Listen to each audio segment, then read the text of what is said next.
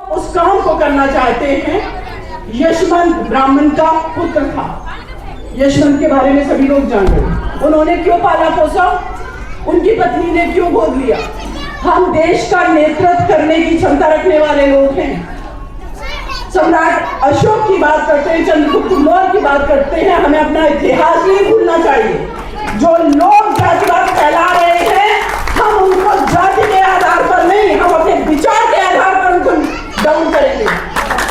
ये हमारा क्या होना चाहिए।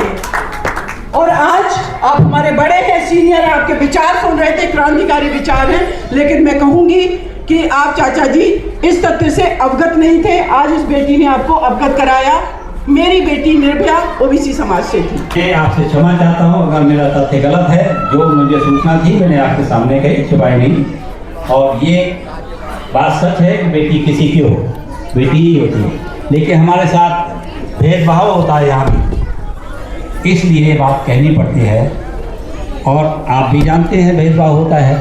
एक वाल्मीकि लड़की को जला दिया, इसको शब्द नहीं दिया गया, ऐसा बहुत हुआ।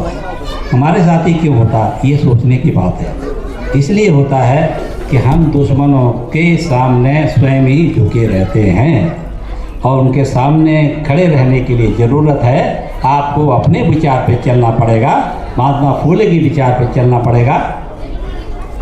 चाहे वो किसी को बुरा लगे अच्छा लगे नहीं, ये बात सच है। महात्मा फूले ने किसी जात के लिए काम नहीं किया।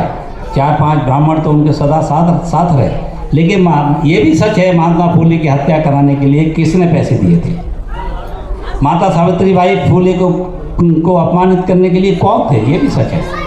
भगवान बुद्ध को चोर कहने वाला कौन है, ये बार बार रोज कहता है।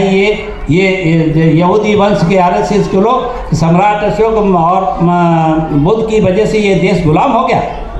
इनको अज्ञानी है, अज्ञानी नहीं है, ये धूर्त है। इसलिए कहते हैं, जिसने ये कहा कि बुद्ध की अशोक की वजह से ये देश गुलाम हुआ, अहिंसा की वजह से, उसने न बुद्ध को पढ़ा है न अशोक को पढ़ा है। अब आगे क्या प्रोग्राम बढ़ाते हैं। धन्यवाद। मैं एक बार फिर माफी चाहता हूँ सीमा जी से।